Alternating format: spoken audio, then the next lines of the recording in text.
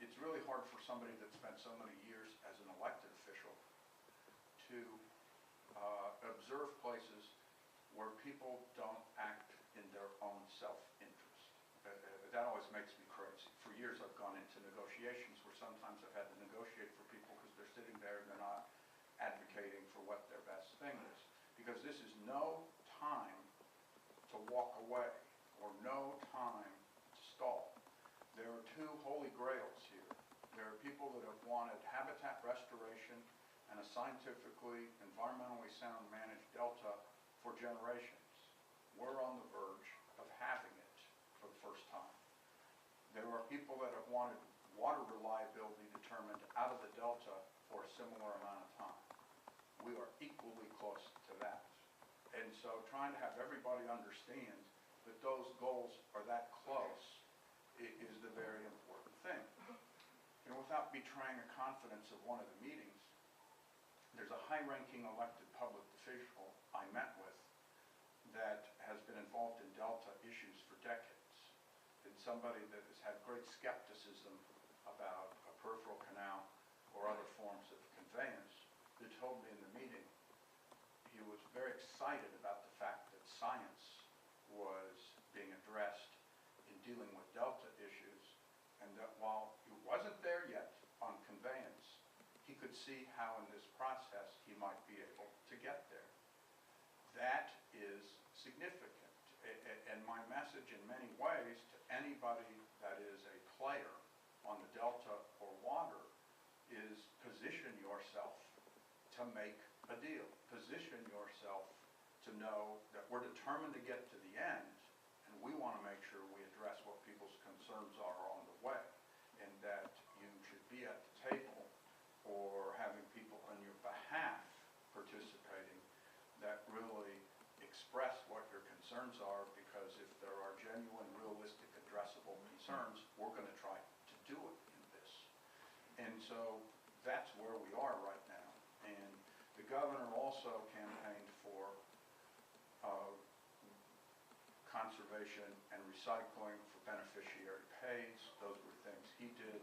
The water deal, the other thing about the water deal, it's not just that people sort of love one goal and begrudgingly get dragged to the second one. There were a whole host of things that went into the water deal, and everybody seems to acknowledge the one that either benefits them or they really like.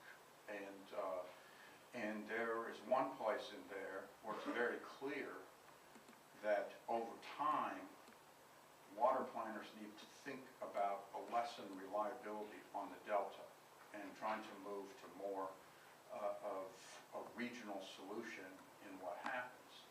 And one of the things I've always loved in the last decade was integrated regional watershed planning.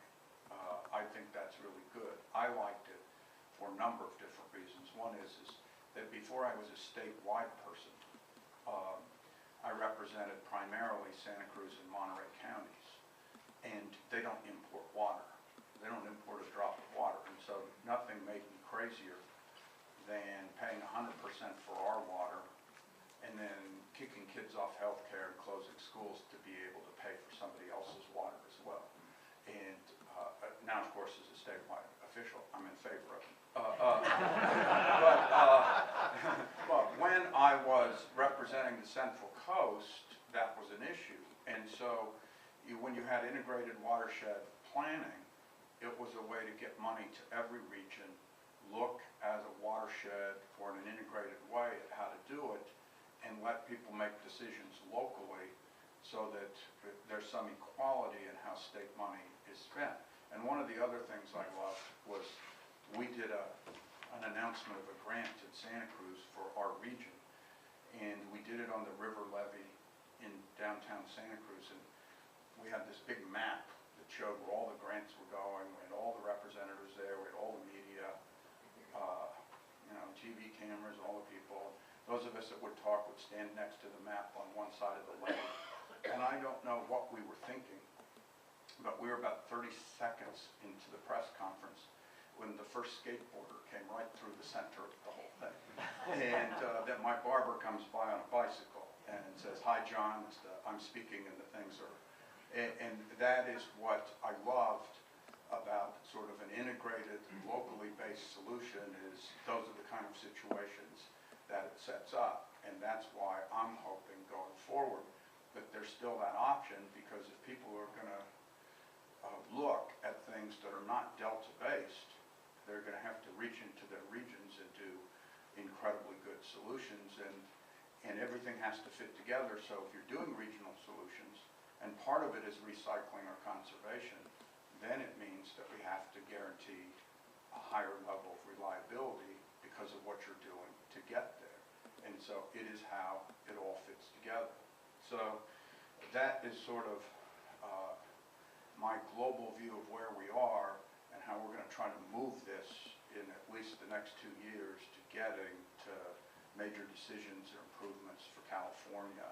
And maybe I'm an eternal optimist, but I think people are positioning themselves to do it. And as I see that the next item on your agenda is the Bay Delta process.